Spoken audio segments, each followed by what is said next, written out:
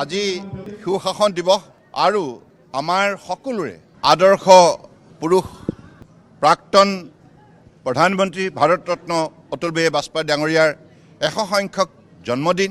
গতিকে এই পবিত্ৰ ক্ষণত মই বাজপেয়ী ডাঙৰীয়ালৈ মোৰ গভীৰ শ্ৰদ্ধাঞ্জলি জ্ঞাপন কৰিছোঁ আৰু তেখেতে যিটো সুশাসন ব্যৱস্থা প্ৰৱৰ্তন কৰিছিল, আজি সেই সুশাসন ব্যৱস্থাক শক্তিশালী ৰূপ দিয়াৰ ক্ষেত্ৰত মাননীয় প্ৰধানমন্ত্ৰী নৰেন্দ্ৰ মোদী ডাঙৰীয়াই যি উল্লেখযোগ্য পদক্ষেপ গ্ৰহণ কৰি সমগ্ৰ ভাৰতবৰ্ষতে ইয়াৰ সফলতাৰ প্ৰতিচ্ছবি দাঙি ধৰিছে।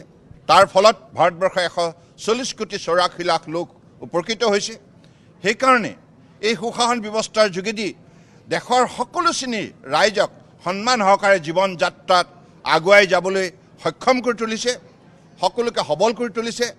আৰু আজি মোদী ডাঙৰীয়াৰ নেতৃত্বত যি সুশাসন ব্যৱস্থা ভাৰতবৰ্ষৰ বুকুত প্ৰতিষ্ঠা হৈছে, ইয়াৰ ফলত দেশৰ প্ৰতিগৰাকী নাগৰিকে ইয়াৰ পৰা সুফল পাইছে।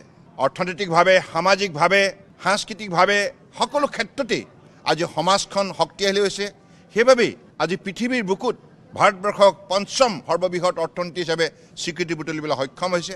আৰু পৃথিৱীৰ মানৱ সভ্যতাই এতিয়া পৃথিৱীৰ যিকোনো ধৰণৰ সমস্যাৰ ক্ষেত্ৰত ভাৰতবৰ্ষৰ মুখলৈ চাই থাকে, ভাৰতবৰ্ষই কি সিদ্ধান্ত দিয়ে, কেনে পদক্ষেপ লয়। গতিকে সেই ধৰণে বিশ্বৰ বুকুত ভাৰতবৰ্ষৰ গুৰুত্ব বৃদ্ধি কৰি ভাৰতবৰ্ষৰ কোটি কোটি জনতাক যেনেধৰণে সন্মানিত কৰিছে নৰেন্দ্ৰ মোদী ডাঙৰীয়াই। আৰু এই কথাখিনি আমি আজিৰ তাৰিখত সকলোৱে গভীৰভাৱে উপলব্ধি কৰিছোঁ।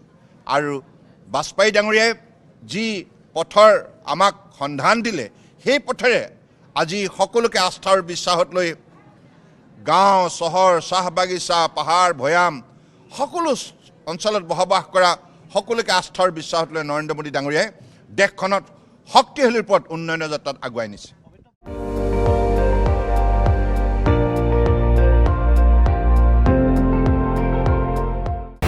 আপুনি চাই আছে ND24, সৰ্বশ্ৰেষ্ঠ নহয় সৰ্বোত্তমৰ দৌৰত।